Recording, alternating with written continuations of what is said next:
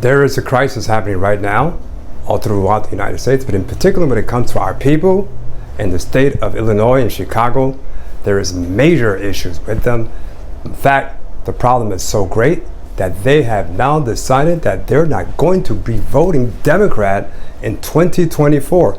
In the city of Chicago, which has historically been a blue city, and African Americans are deciding not to vote for the Democratic Party.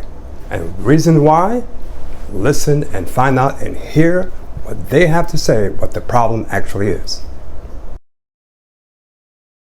Abbott willfully planned the arrival of these individuals in locations and at times that would engender the maximum chaos for the city of Chicago. Think about that the next time a politician from Texas wants to lecture you about being a good Christian. They shouldn't leave it to the governor of Texas, who has no goal but to sow chaos and destruction. It's really bad, and the sentiment of most of Chicago is that of the young lady, one of the young ladies that you heard, Jessica. The sentiment of Chicagoans is the same. And I just listened to the soundbite with Governor Pritzker, who wants to blame Governor Abbott. But I think that we have to be realistic in thinking about what the state of Texas was going through before they began busing migrants here. And I don't think we really think about that. So we're looking at it now as Chicagoans receiving migrants from the state of Texas. But imagine what it must be like in that state of Texas on a daily basis where people are arriving. Our president, President Biden, has not done enough. He has not done enough to secure the borders. He has not done enough to go in and propose some legislation that he can push forth himself to change this situation.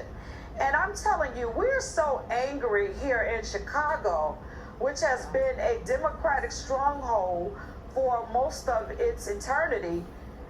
This year, we're working to turn Chicago red.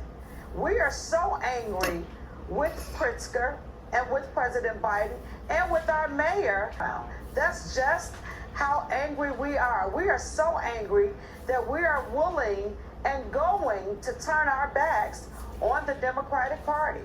I sat in some of those city council meetings and I looked at and I watched the aldermen totally disregard the voices of the people. And when I was going down there, we were coming down every week in the hundreds.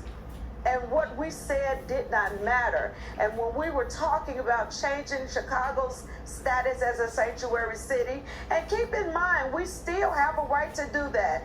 Just like Biden has the right to put forth an executive order to change the crisis at the border, Chicago's mayor has the right to put forth an executive order to change Chicago's sanctuary city. Will he do it? Of course he will not do it. If he was going to do it, it would have been done. And remember, there was a vote within City Council where the ordinance to change it was struck down. And the mayor was the deciding vote. We're grateful that the state and the county is working towards providing more investments, even though we have to have a more substantive conversation about where those dollars will actually go. It is time for us to stand up and to vote our self-interest. We vote along party lines, especially as African Americans, and that needs to change. We need to start voting for people who are going to promote our self-interest. And that may not be a Democrat, and it may not be a Republican. It may be an independent candidate, because we're seeing that that is not working for us. And as you can see, the problem is the Democratic Party, how they treat our people, and how long they've been doing it, and our people have finally come to the ends, which no more voting blue, but now it's time to start considering a third option. I'm not talking about Republican, I'm not even talking about Libertarian.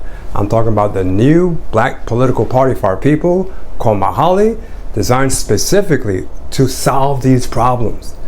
Come join us in the Black Political Takeover, and we will get everything we want when we take over.